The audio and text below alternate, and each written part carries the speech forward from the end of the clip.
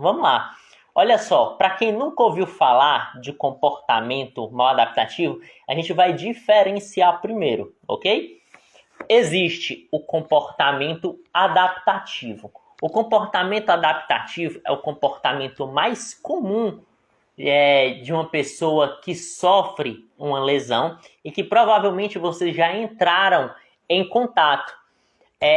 O mecanismo de comportamento adaptativo é um mecanismo de proteção, tá bom? Imaginem um paciente que ele tem uma entorse de tornozelo, tá bom?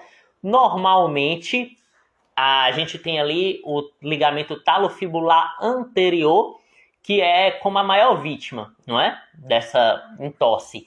E o que é que acontece? Ele vai estar ali comprometido, né? Uma parte ali de suas fibras rompidas e, claro, ficar forçando o movimento, ficar jogando carga quando é uma entorse ali muito aguda, isso pode piorar a situação, ou estirar mais as fibras do ligamento, ou gerar um derrame articular maior e, consequentemente, aumentar a dor. Então, o paciente, quando ele evita colocar o pé no chão, ele está tendo ali um comportamento adaptativo, que é um comportamento que é proporcional à situação dele. Apesar de ser um comportamento que também é meio inconsciente, né, tipo automático, ele já lembra ali que a perna dele está correndo um perigo porque está lesionada, só que é um comportamento que indica uma proteção necessária, não é? Porque se ele pisar lesionado do mesmo jeito, se ele teve uma fratura ali na tíbia ou uma fratura no platô tibial ali na altura do joelho, se ele fizer uma descarga de peso grande, vai piorar demais a situação. Então, ele se protege. No entanto, pessoal, o comportamento que ele adota durante essas lesões é um comportamento temporário. Esse comportamento, ele vai indo embora de acordo com o tempo de cura das lesões. Então, assim, é um comportamento que é muito comum e muito compreensível e está muito ligado à fase aguda ali do processo lesivo. Diferentemente do comportamento mal adaptativo. Por exemplo, eu gosto de falar isso daqui. Imaginem a pior lesão que pode ocorrer no sistema musculoesquelético. Vocês sabem qual é a pior lesão que pode ocorrer no sistema musculoesquelético? Vamos lá. Alguém conta aqui pra mim. O que é que pode acontecer de pior? Hein, galera? Vocês têm uma noção? Mete o dedo aí no coraçãozinho que eu quero ver subindo. Eu quero sentir a interação de vocês pra gente desenvolver aqui esse papo legal. Alguém chuta o que pode acontecer de pior com o sistema musculoesquelético?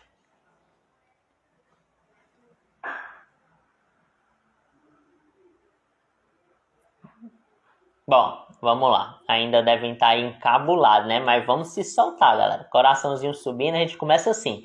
Bom, a pior lesão que pode ocorrer no sistema musculoesquelético, pessoal, são as fraturas. Beleza? As fraturas, elas fazem com quê? Com que o osso perca a continuidade. Boa, Renata, fratura. Faz com que o osso perca a continuidade. Faz com que o periósteo, que é cheio de vasos sanguíneos, de nervos também, se rompam, tá bom?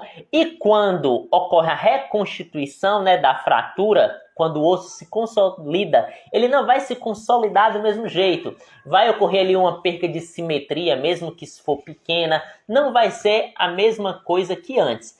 E de todo jeito, apesar de todo esse estrago, dependendo aí do nível de fratura, mas vamos colocar aqui uma fratura aqui cominutiva, tá bom? Que o desgaste, que o estrago é enorme. Em mais ou menos 3 meses, todo paciente que tem uma fratura, independente do tipo, ele já tem criado um calo ósseo.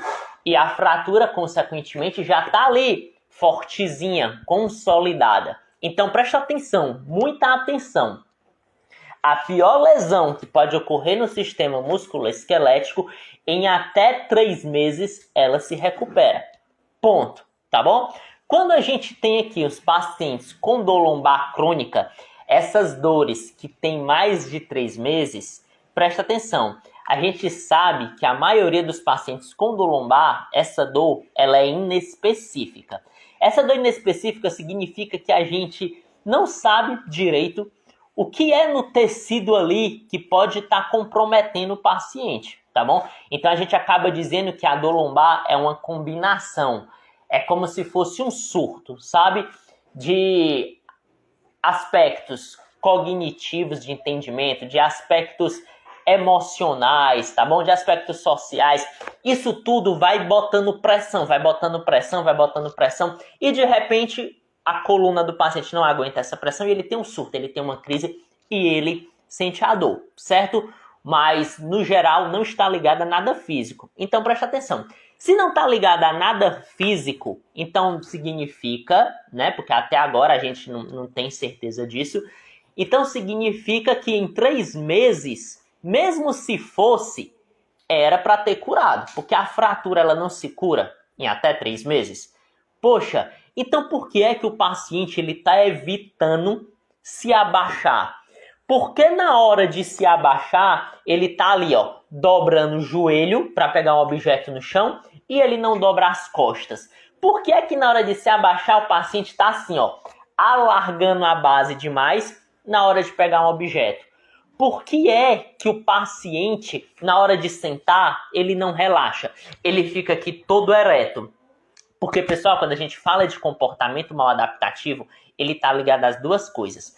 Há um aprendizado negativo e há um excesso de proteção. Isso tudo gera o comportamento mal adaptativo. Anota isso daí, que a partir de agora vai vir só paulada, tá bom? Comportamento mal adaptativo é decorrente de um excesso de proteção mais um aprendizado negativo. Douglas, certo, tu falou e não disse o que é o comportamento mal adaptativo. É aquele comportamento que o paciente adota de proteção. Ele não quer ferir as estruturas. Só que a gente chama de mal adaptativo por quê? Porque é um comportamento desnecessário, porque não tem lesão nenhuma nas estruturas, tá bom? Como no caso de dor lombar crônica. Não tem lesão nenhuma. A pior lesão que tivesse em 3 meses estava curada. É a história natural de qualquer problema no sistema musculoesquelético. Então, porque ele fica protegendo, sei lá, há 1 ano, algo que não está lesionado, que não está ferido. Então, ele acaba adotando um comportamento mal adaptativo. Pelo quê? Pelo aprendizado negativo. Tudo que ele aprendeu sobre dor lombar, que normalmente foi algo ruim, algo errado, algo negativo, isso faz com que ele tenha um excesso de proteção, tá bom? E isso faz com que ele evite se abaixar, que na hora que se abaixa ele só dobra o joelho, na hora que sente ele fica todo ereto. Isso, pessoal, são comportamentos mal adaptativos. Então, na hora que o paciente entrou ali no teu consultório e você percebe, ó, que da porta para ele puxar a cadeira e sentar é aquela lentidão, é todo duro, já fica ligado. Poxa, ele já me deu um feedback antes, né? Ali, ou na ligação, ou no WhatsApp, que ele tá com a dor há mais de 6 meses, ele tá ali com a dor há 1 ano, tá bom? Ele não tem déficits neurológicos grandes e nem progressivos, então a gente já descarta a radiculopatia. A dor não começou depois de uma pancada, depois de uma infecção, depois de ele ter perdido 5, 10 quilos, enfim, a gente descartou também problemas graves. Então ele tá lento desse jeito, devagarinho na hora de sentar. Isso tá errado, porque não tem nada quebrado. Não tem nada no ponto ali de desabar. Na hora de sentar, ele conservando ali a postura toda ereta, isso tá errado. Pergunta para ele, por que é que você se sente assim? Por que você se senta assim todo retinho? Por que você não relaxa? Ele, não, porque eu tenho que manter a postura correta. Poxa, olha o que ele aprendeu. E lembra, comportamento mal adaptativo é aprendizado negativo mais excesso de proteção. Então, como ele aprendeu que ficar relaxado é ruim, que ele tem que ficar com a postura ereta, então ele vai ficar com excesso de proteção, se protegendo direto, e vai adotar essa postura que é inconveniente, tá bom? E como a Renata falou, boa Renata, bola dentro aí, viu? Sistema nervoso central recebe isso como uma ameaça. Exatamente, porque se você tá se protegendo direto, pessoal, essa proteção vai ser encarada como estímulo nocivo, tá bom? E a dor, ela não é uma entrada, tá bom? A dor, ela é uma saída, é a percepção depois da interação de diversos estímulos que entraram com a sua neuromatriz. Ou seja, Douglas, que viagem, pessoal, é porque dá para conversar aqui por horas. Mas quando a gente fala de dor, a dor é uma experiência, é um aprendizado. Então, se você viu alguém sofrendo com dor, isso já constitui parte da sua experiência. Se você escutou a Fátima Bernardes falando, o bem-estar, alguém no YouTube falando e você considerou muito, isso daí também faz parte da sua experiência. Então vamos lá. Se o teu entendimento de dor lombar é exatamente esse, de que não pode se abaixar, de que não pode sentar relaxado, de que tem que se movimentar devagar, então esse estímulo, essa entrada, essas podem ser até palavras, essas palavras que contaram para você esses aprendizados, eles vão interagir com toda essa sua experiência e o output, a saída vai ser dor. Então, muito bem, Renato, isso daí que você falou. O sistema nervoso central, ele vai receber isso como uma ameaça, pessoal. E assim, para o paciente sentir dor, ele não precisa levar uma pancada nas costas. Não é só o problema físico, tá bom? Não é só uma ameaça real. Uma ameaça potencial, o que ele considera perigoso, isso daí também tem o poder de gerar dor, tá bom? De interagir aqui com todos os registros que ele tem na cabeça e soltar a dor. Então é muito importante, pessoal, se vocês querem ser fisioterapeutas que realmente têm resultados relevantes, a gente tem que analisar além do que a faculdade ensinou. Exatamente, Rafael. A gente vai entrar agora nesse tipo de aprendizagem. Tem a aprendizagem associativa, tá bom? Que é baseada no comportamento clássico do experimento de Pavlov. E a gente também tem os aprendizados não associativos, né? Que é a questão de habituação e sensibilização. O Rafael já adiantou um pouquinho o que é que a gente vai falar. Mas é aí que começa todo o problema, né? O que é que o paciente associou como um perigo. Olha só, quando o paciente aprende as coisas ruins, não é? Ele entende como ruim igualzinho um cachorrinho. Douglas, mas como assim igual a um cachorrinho? Teve um cara, pessoal, um cientista, presta bem atenção nessa história. O nome dele é Pavlov. O que foi que o Pavlov fez? Tem um experimento muito conhecido que vocês podem até pesquisar depois. O experimento de Pavlov. Ele pegou um cachorro, tá bom? Colocou ali o cachorro numa sala, basicamente fez um experimento. Aí ele pegou um sino e chacoalhou aqui o sino, né? Trim, trim, trim. Aí o cachorro olhou para ver o que era. E depois que ele chacoalhou o sino, ele trouxe um prato de comida. Preste atenção. O sino é um estímulo que não ia gerar fome nele, não era um estímulo que ia fazer ele salivar. O que ia fazer ele sentir fome e encher de água na boca era a comida. Concordam? Ninguém fica morrendo de fome e de desejo por escutar um sino, tá bom? Mas o Pavlov, ele foi associando. Ele pegou o sino, ó, trim, trim, trim, aí trazia comida pro cachorro. Teve uma época que de tanto ele fazer isso constantemente, ele só balançava o sino, o cachorro nem via a comida, pessoal, o cachorro já ficava salivando. Ou seja, o cachorro já associou o sino à comida. Douglas, e o que é que isso quer dizer? Isso, pessoal, é uma forma de aprendizado associativo. É o que o paciente faz. Presta atenção. O paciente que não se mexe foi porque ele associou, igual o cachorrinho do Pavlov, o movimento à dor. Então, antes dele se mexer, ele acaba já pensando na dor. Ele associou, pessoal, igual o cachorro. O cachorro escutou o sino, ele já salivou, já teve aqui a saída, ele já ficou morrendo de fome. Então, por isso que muitas vezes o paciente ali, por ter associado movimento a algo danoso, que ele evita se mexer, que ele sente dor. Por causa desse aprendizado associativo, que foi um aprendizado negativo. Lembra que eu falei? Comportamento mal adaptativo é um aprendizado negativo que normalmente está associado a uma associação, né? Que normalmente é ligada a uma associação ruim, tá bom? Aprendizado negativo mais excesso de proteção. Então preste atenção. O experimento de Pavlov explicou isso, tá bom? Quanto mais o paciente é estimulado a isso, olha só, se você se mexer, sua dor vai aumentar. Se você se mexer, sua coluna vai partir no meio. Você tem que ficar com a coluna ereta. Mas, tá bom? Ele vai associar isso à dor. Beleza? E quanto mais ele associa isso à dor, vai ter o excesso de proteção. Quando a gente fala de excesso de proteção, presta atenção no que é que vem. Um aumento, pessoal, de cocotração. O que é esse aumento de cocotração? O paciente vai ter ali o piriforme super rígido, super contraturado. O paciente vai ter o quê? Quadrado lombar super tenso, glúteo médio tenso. Mas isso acaba, pessoal, sendo uma consequência do excesso de proteção. Excesso de proteção, pessoal, também gera, olha só, uma diminuição da variabilidade do movimento. Pessoal que tem excesso de proteção, eles variam pouco os movimentos do tronco. Eles evitam rodar, eles fazem o quê? Eles se abaixam pouco. Então ocorre uma diminuição da variabilidade do movimento intrassujeito, dele com ele mesmo.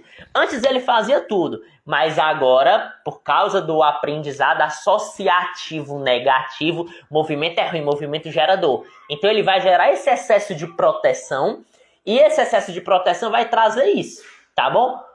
Cocotração, diversos músculos ali contraturados. Aí você aprendeu na faculdade o quê? Que piriforme contraturado, quadrado lombar contraturado, isso daí tá causando dor lombar. Não tá causando porra nenhuma. Isso daí é a consequência de um excesso de proteção. É o que é que você faz? Você fica o atendimento todo apertando o paciente, falta soltar a alma dele ali com o cotovelo, como se isso fosse a causa.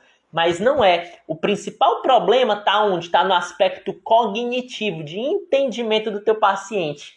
Mas você está fazendo do jeito que te ensinaram na faculdade, que é mexer só na anatomia, só no aspecto físico. E quando a gente fala de um comportamento mal adaptativo, ele traz esse monte de prejuízo. Além desse aumento de cocotração, de diminuição da variabilidade do movimento intrassujeito, também traz uma grande variabilidade entre sujeitos. Quando eu falo de uma grande variabilidade entre sujeitos, é porque cada paciente acaba adotando uma estratégia diferente de movimento. Se vocês pegarem o paciente de vocês com dor lombar, que tem um comportamento mal adaptativo, pega um lápis, uma caneta e joga no chão, tá bom? Quando você joga no chão, vai se abaixar, dobrando o joelho e não dobrando a lombar. Outro vai se abaixar botando a mão no joelho. Outro vai se abaixar como? Alargando a base direta. Então tem uma variabilidade entre sujeitos grande demais. Então, pessoal, isso tudo por causa de um aprendizado negativo. Ele associou algo que não era ruim a algo ruim, que é a dor. E você tem que fazer o quê? Você tem que desconstruindo isso daí do paciente, porque presta atenção, o aprendizado do paciente, ele gera um comportamento, como vocês podem ver, né? Se o paciente acredita que se abaixar vai piorar a hérnia de disco, então ele vai adotar esse comportamento. Então a gente tem que pensar também que o comportamento, ele tem uma parte muito boa. Porque, por exemplo, se você vê um leão, é difícil, né, ver um leão na cidade, né? Por exemplo, eu estou aqui em Fortaleza. Mas se aparece alguém ali com um revólver, você vê alguém andando assim com um revólver na mão no meio da rua, qual vai ser seu comportamento? Qual vai ser a sua percepção em volta disso? É de sair correndo, porque normalmente quem é para andar com um revólver no meio da rua é um policial. Então você não vai saber só de olhar ali no primeiro instante se é uma pessoa de bem, se é uma pessoa de mal. Então o seu comportamento vai ser um de fuga. Você vai sair correndo, tá bom? Nessa parte o comportamento é bom, porque esse comportamento ele foi ligado à sua sobrevivência, mas nem sempre o comportamento vai favorecer a sua sobrevivência. O comportamento, algumas vezes, principalmente quem tem dor persistente, pode mais atrapalhar do que ajudar, que é no caso dos comportamentos maladaptativos. Para que ficar se protegendo tanto se não tem nada quebrado na lombar, se não tem nada ruim na lombar? Então, esse comportamento mal adaptativo de proteção desnecessária e excessiva é ruim, porque vai aumentar contrações, tá bom, no paciente. Vai diminuir a movimentação dele. Ele vai buscar diversas estratégias erradas para se movimentar. E mais uma vez, pegando aqui como gancho que a Renata falou no comecinho da live, o sistema nervoso central ele vai perceber isso como uma ameaça. Façam o seguinte, tá aqui o braço de vocês. Apertem devagarinho, tá bom? Quando você aperta devagarinho, não dói. Isso daqui é como se fosse o corpo no dia a dia, tá bom? Agora, começa a apertar com força, começa a doer, pessoal. Imagine que isso aqui é a sua coluna. Quando existe um excesso de cocontrações, de músculos ali se contraindo em volta da coluna, é como se eles estivessem dando um beliscão na coluna, porque tem alguma coisa errada, pessoal. Músculo contraindo demais é querendo proteger demais as costas. Então, presta atenção. Seria inteligente, então, um paciente que está com comportamento mal adaptativo, que você viu ali na palpação, ó, que está tudo tenso, que ele está se abaixando devagar, que ele está utilizando a mão na coxa para pegar um objeto no chão. Seria inteligente você trabalhar o core com esse tipo de paciente que já tem um excesso de contração? Me respondam aí, por favor. Seria inteligente fortalecerem o core, bota o umbigo para dentro, aperta o glúteo e desce devagar. Você fazendo isso, você vai estar favorecendo, tá bom? Todo esse excesso de proteção, toda essa aprendizagem negativa do paciente. É tanto que uma das estratégias que eu uso, pessoal, no meu consultório, que eu falo muito de vez em quando eu coloco nos stories, quando os pacientes deixam os atendimentos, é exatamente, bora lá, faz igual uma pessoa sem dor. Como é que uma pessoa sem dor faz? Como é? Uma pessoa sem dor faz rápido. Preste atenção, uma pessoa sem dor quando vai pegar um objeto no chão. Uma criança é tudo desleixado, pega de qualquer jeito. Diferentemente de uma pessoa com dor, pega tudo devagar. Então, quando meus pacientes chegam, primeira coisa, para quebrar o comportamento mal adaptativo, é gerar um aprendizado positivo de uma pessoa sem dor. Vamos rápido. Uma pessoa sem dor vai rápido, uma pessoa sem dor vai rápido. Aí eles já vão começando a entender que eles podem sim deixar essa lentidão, que essa lentidão aí é desnecessária, tá bom? Deixa eu ver aqui, surgiram algumas perguntas. O que aprendemos na faculdade é que sim, a Maria Isabel falou. Pois é, Maria, infelizmente os conceitos que ainda andam sendo repassados na faculdade, em alguns cursos e algumas pós-graduações, é muito antigo. Quem deu essa ideia pra gente foi o Paul Rhodes lá na década de 90. Tá bom? Lá na década de 90, tem mais de 20 anos. Para ser mais preciso, foi no final da década de 90. Será que em mais de 20 anos nada mudou? Com certeza mudou. Se vocês forem pesquisar aí no meu feed, eu tenho diversos posts com todas as referenciazinhas, tá bom? E na prática de vocês, vocês percebem isso. Quando o paciente se abaixa, galera, que tem um comportamento mal adaptativo, já é lento, com pouca variação no movimento dele e adotando estratégias diferentes de uma pessoa normal. Porra, então ele tá todo devagar, ele tá com medo. E presta atenção, se uma coisa tá muito dura, tá muito rígida, se você quer fortalecer o core, quer estabilizar a coluna, o que te ensinaram é que você tem que deixar a coluna dura. Porra, então se você deixa a coluna dura, você vai estar favorecendo tudo que é ruim. Então hoje, quando a gente fala de tratamento da dor lombar, a gente está indo de contramão com o que ensinaram a gente. A gente não está querendo gerar rigidez. A gente não está querendo deixar o core duro. A gente não quer deixar o paciente com o umbigo para dentro e apertando a bunda direto. A gente quer deixar o paciente relaxado. Porque um paciente se contraindo direto é aquele paciente que está sendo beliscado direto. Poxa, quando você é beliscado não dói? Músculo contraído direto é beliscando direto a coluna. Então dói, pessoal. Tá bom? Alguma pergunta até agora? Vamos lá. O que é que vocês estão achando da live até agora? Metam o dedo aí no coraçãozinho para eu ver interação de vocês. Que a gente ainda tem coisa para falar aqui. Tá legal? Alguma coisa para falarem? Vamos lá, Renata. Nocebo, crenças causam comportamentos mal adaptativos? Com certeza, Renata. Olha, para quem não sabe o que é um nocebo, nocebo é aquele tipo de informação que traz muito mais prejuízo do que benefícios. Por exemplo, uma senhorinha de 80 anos está com dor lombar. Ela é aposentada, ela não trabalha, ela vive em casa só. Os momentos dela de alegria é quando a filha chega com o neto. Então ela gosta de brincar com o neto, só que o neto é um bebezinho, então ela brinca se abaixando. Aí você, obrigado meus amores, minha equipe aqui trazendo minha água. Olha, então a única alegria dessa senhorinha é brincar com esse neto, é se abaixar. Só que aí você vai fazer o quê? Olha, você não pode se abaixar porque sua dor vai piorar. Essa senhorinha, consequentemente, ela vai entrar no estado emocional triste. Vai aumentar o desagrado dela em relação à dor. Tá bom? Toda vida que ela for se abaixar, ela vai ter cuidado. Isso leva uma informação para o sistema nervoso central de ameaça e gera muito mais prejuízos do que benefícios. Então, sim, Renata, nocebo... Opa, peraí, deu travada. Nocebo é uma das ferramentas que vão favorecer o comportamento mal adaptativo. Sabe por quê? Porque nocebo gera aprendizado negativo. Se eu digo para ela não se abaixar porque a hérnia vai estourar, que a coluna vai piorar, então ela vai aprender que isso é o correto, mesmo não sendo correto. Então, aprendizado negativo vai gerar um excesso de proteção e vai gerar o quê? O comportamento mal adaptativo. Então, vai dar merda, tá bom? Deixa eu ver aqui o que a Tami falou. Então, nesse caso, realmente a dor. Mas pela questão do excesso de proteção, que gera forte contração muscular, enrijecendo.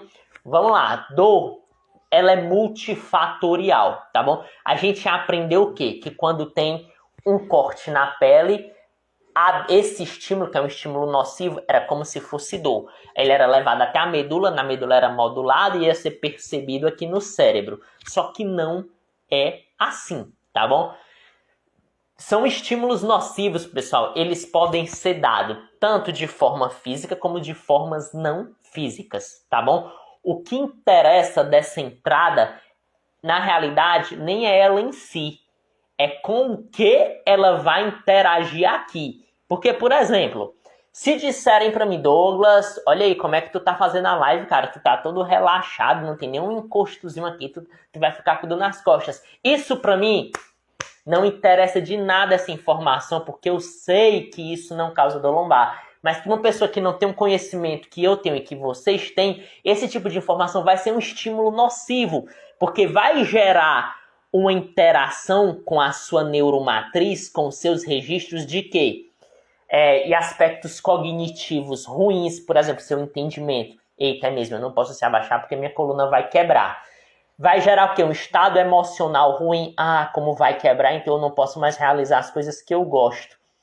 Além disso, vai fazer o quê, não é? Vai aumentar a percepção de dor lá no local. Quando a pessoa sente dor, independente se é físico ou não, irão ativar regiões sensoriais, límbicas e associativas no cérebro. Se a pessoa leva uma porrada nas costas ou não, mas se o estímulo é considerado nocivo, mesmo que não seja físico, sempre vai ter uma interação de fatores psicológicos, emocionais e físicos. Então, um parêntese importante que eu quero dar para vocês, que eu sempre falo, não existe isso, olha, a dor dele é psicológica, olha, a dor dele é emocional. Não divide essa porra, porque dor sempre vai ter aspecto físico, emocional e cognitivo e psicológico embutido.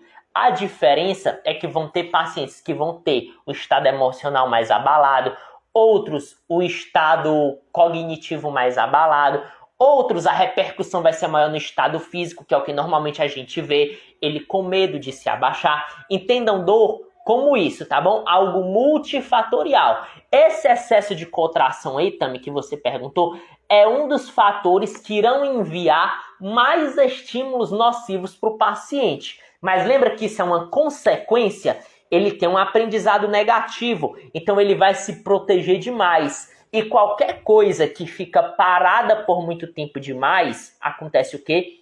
Enferruja. Fica duro, fica rígido.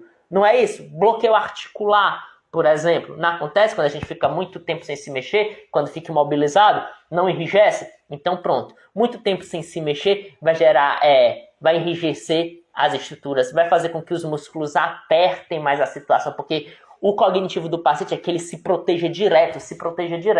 Então isso é uma consequência e não uma causa. Então isso não gera dor. Isso está sendo um resultado da dor. Então eu espero que isso daí tenha ficado claro, certo? Porque a gente aprende na faculdade que isso é consequência da dor. Pessoal, que isso causa dor. Para causar dor, vocês precisam de estudos de corte, estudos principalmente longitudinais, que acompanhem por muito tempo. Deixa eu ver aqui, pessoas com piriforme contraturado e pessoas com piriforme relaxado. Vamos acompanhar por um ano. Se o pessoal com piriforme contraturado tiver mais dor lombar do que o pessoal com piriforme relaxado, então o piriforme causa dor lombar. Só que a gente não tem nenhum estudo que fale isso, que piriforme contraturado causa dor lombar. Nenhum estudo de qualidade. Então a gente acaba levando para o entendimento de que o piriforme contraturado é uma consequência. Por quê? Já tem um monte de estudos, inclusive tem um que eu gosto muito, que é o do professor Ney Mesiá, da Uniswan, lá do Rio de Janeiro. A gente fez até live junto. Ele mostrou, junto com o grupo dele, que existe um excesso de contração dos músculos superficiais em tarefas funcionais de pessoas com dor lombar crônica e em tarefas do dia a dia. Então, pessoas com dor lombar crônica tinham muito mais contrações de músculos piriforme, de glúteo quadrado lombar do que pessoas sem dor lombar. Então, isso acaba sendo uma consequência da dor. Beleza? Então, mais alguma pergunta?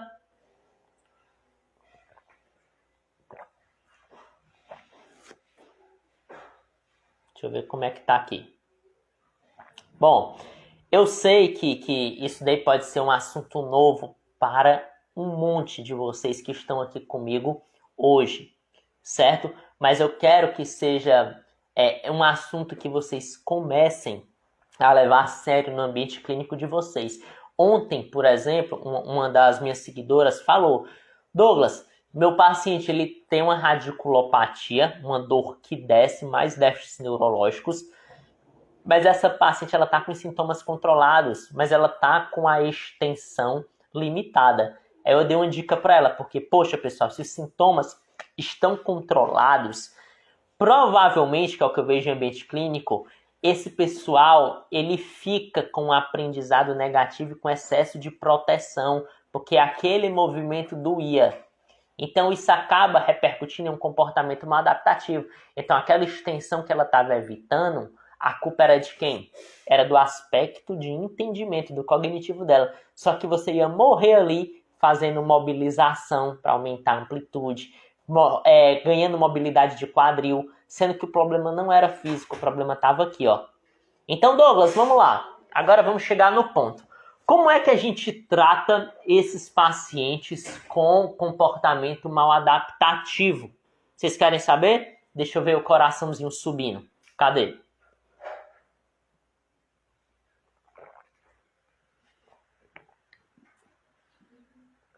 E aí, galera, a gente já está caminhando aqui para o final. Agora a gente vai falar da parte do tratamento, como lidar com isso. Apertem no coraçãozinho. Quero ver esse coraçãozinho subindo aí para a gente concluindo aqui nosso raciocínio. Vem? Cadê? Tô vendo não, coraçãozinho subindo. Vou até beber mais água. Vamos, galera. Cadê? Eu preciso da interação de vocês para ver que vocês estão aqui comigo. Beleza. Tem uma subidinha. Bom. Olha só. Ai, foi. Tá aí a Jo aí. Foi ela exatamente. A Jo que perguntou. Obrigado pela sua participação ontem, Jo, na nossa caixinha. Eu espero de coração ter ajudado. Porque normalmente é isso, pessoal. Olha só. O principal problema da dor lombar não se engane pensando que é a dor, não. O principal problema da dor lombar é a incapacidade. E incapacidade, ela não está ligada diretamente à dor. Incapacidade, pessoal, o que gera o afastamento do trabalho, de acordo com um estudo que foi publicado na PEN em 2015, uma revisão, olha o que é: baixa autoeficácia, tá bom? Medo, olha o comportamento mal adaptativo, e o sofrimento psicológico. São aspectos psicológicos e emocionais e comportamentais e cognitivos. É isso que gera a incapacidade. E você está preocupado com o quê? Poxa, meu paciente não está mais indo para o trabalho, é porque ele está com pouca força na lombar. Que pouca força, meu filho. Pelo amor de Deus, Alice, Florisberto. Não é porque ele está com pouca força, não é porque ele está com pouca mobilidade.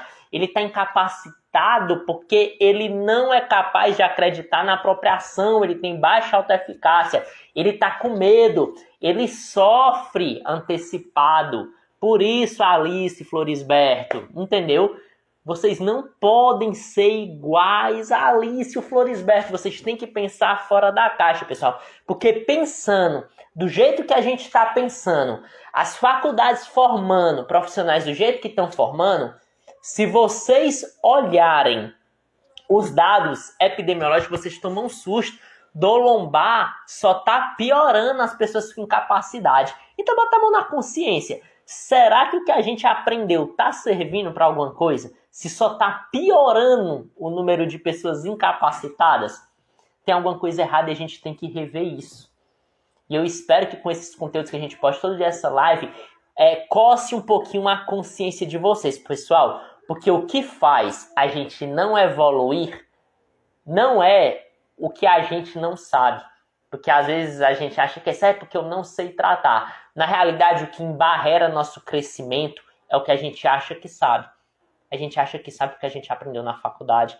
A gente acha que sabe porque na clínica que a gente trabalha o pessoal faz assim. Isso cria uma barreira que não deixa entrar informações diferentes das que vocês foram acostumados. E vocês só vão subir de nível se vocês derrubarem essa barreira. Deixa informação diferente entrar. Porque na imensa maioria das vezes, quando a gente fala de dor lombar, informações diferentes das que vocês estão acostumados acabam sendo as informações corretas. Só que aí você foi criado num sistema mimado, que não, é o que eu digo que tá certo. Aí acaba não aceitando as informações. Por isso que o paciente não melhora. E por isso que os dados estão aí tão assustadores, né? Em volta da lombar. Eu tomei consciência disso há muito tempo. Então hoje, Douglas, qual é a tua técnica preferida? Minha técnica preferida não é nenhuma. O que é preferido meu é o contexto do paciente. Eu olho o contexto do paciente. Eu acho muito errado, pessoal. Tá ali um paciente com dor. Você sempre usar, sei lá, tá com dor? Então vamos lá pro nosso protocolo. Ventosa, choquinho e liberação. Depois pro exercício. Ventosa, choquinho e liberação. Pessoal, não é para ser assim. Vocês têm que analisar o contexto do paciente. Por que é que ele está sofrendo? Por que é que ele está deixando de trabalhar? Baixa autoeficácia. Ele não consegue ficar lá no trabalho dele. Ele não acredita mais ser capaz de realizar as atividades dele. Se a baixa autoeficácia for predominante dentro do contexto dele, estratégias diferentes. Se ele tem muito medo de ficar trabalhando ali na lavoura, tá bom? Plantando. Ele tá adotando um comportamento mal adaptativo, se protegendo direto. O que foi que esse rapaz aprendeu? Ele tá com medo por quê? Porque disseram para ele que inchada causa dor nas costas. Disseram que inchada causa dor nas costas, então ele se protege direto, ele nem se abaixa mais. Disseram que trabalhar faz mal, que ele só tinha que ficar de repouso. Então, acabou o quê? Aumentou ainda mais o senso de ameaça e a coluna, ela se sobrecarregou. Entendam, pessoal, como tensão, não só a carga física, tá bom? Carga emocional, carga psicológica, isso tudo vai juntando, ó, lá na coluna. Quando a coluna não tá aguentando a pressão, acontece a dor radicular. Quando muito estímulo nocivo chega na coluna, tá bom? Ela repercute fazendo a dor irradiar. Aí a dor tá descendo para a perna agora. Aí o Florisberto e a Alice pensam que é o quê? Eita, é uma hérnia de disco. Mas como é que é uma hérnia de disco se nem déficits neurológicos tem? Dor que desce para a perna, 60% das pessoas com dor lombar inespecífica tem essa dor descendo para a perna. Porque a coluna está sobrecarregada de estímulos. Só que aí disseram para ele que é uma hernia de disco, então ele evita botar a perna no chão. Puta que pariu, aí o negócio piorou. Então o que é que você tem que fazer para tratar esses pacientes com comportamentos maladaptativos? Primeira coisa, gera um enfrentamento, certo? Baseado em exposição gradual. Pessoal, qualquer pessoa que está com medo de qualquer coisa, ela perde o medo se ela for devagar. Aqui em Fortaleza está chovendo, então a água aqui acaba ficando muito fria para a gente tomar banho. Aí o fortalezense, ele não é acostumado com água fria. Aí o que é que a gente faz? Bota assim, ó, só uma mãozinha, ou então só a ponta do pé. Vai devagar sentindo, para depois a gente entrar de uma vez, pra gente criar confiança. Um paciente com dor, ele é do mesmo jeito, um paciente com comportamento maladaptativo. Ele só vai largar esse excesso de proteção se você for segurando na mão dele e ensinando ele aos poucos, tá bom? Ele não descarrega o peso na perna. Pessoal, ensina ele a descarregar o peso na perna. Como é que eu posso ensinar, Douglas? Paciente, vamos lá. Tá com a perna boa e a perna doentinha encostando só o antepé no chão, não é? Vamos fazer isso daqui, ó. Vamos inclinar para o lado, ó. Agora encosta só o meio do pé. Só o meio do pé. Voltou. Agora bota o pé todo. Inclusive o calcanhar. Voltou. E volta rápido, tá bom? Vai aos poucos. O paciente não se abaixa, não flete o tronco 90 graus. Paciente, vamos aos poucos. 10 graus. Pega só na minha mesa. Paciente, agora pega na minha cadeira. 45 graus. Paciente, agora desce. Só que, claro, não é com essa velocidade. Vai ocorrer de uma forma progressiva. Então, uma das principais estratégias para a gente conseguir destruir esses comportamentos maladaptativos do nosso paciente é tentar gerar aprendizados positivos, porque esses aprendizados positivos vão diminuir essa proteção excessiva e, consequentemente, ele não vai ter esse comportamento maladaptativo. Mais uma vez, comportamento maladaptativo é um aprendizado negativo, mas um excesso de proteção. Então, para o teu paciente ali se abaixar direito, para ele voltar a andar direito, para ele correr direito, se é um paciente que está com comportamento maladaptativo, você tem que começar pelo entendimento dele. E isso a faculdade não te ensinou.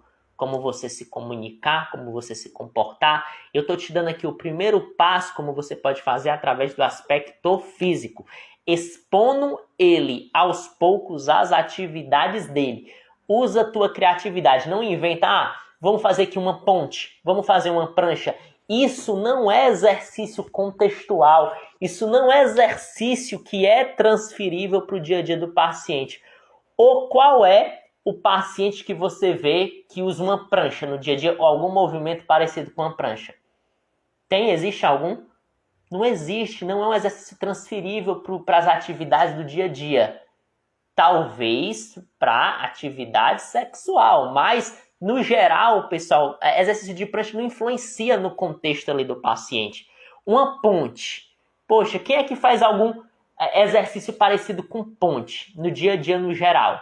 Deixa eu ver aqui. Talvez um mecânico, quando entra ali embaixo do carro, na hora que volta e na hora que vai sair debaixo do carro, são raríssimas. Mas aí todo paciente com dor lombar, quando a gente fala de exposição gradual, dispor aos poucos ao exercício, principalmente que estão com comportamento maladaptativo, a galera só pensa nesses dois tipos de exercício e não é isso. Analisa o contexto do paciente e bota algo que seja transferível para isso, que faça sentido, porque ele está com medo de fazer a atividade lá do dia a dia. Então o foco é na função. Foca na função. A dor, ela vai ser aliviada como uma consequência. Pacientes que têm dor lombar crônica, que normalmente são os que têm um comportamento maladaptativo, o dor aguda alguns têm também, mas é mais comum você ver no dor crônica, tá bom?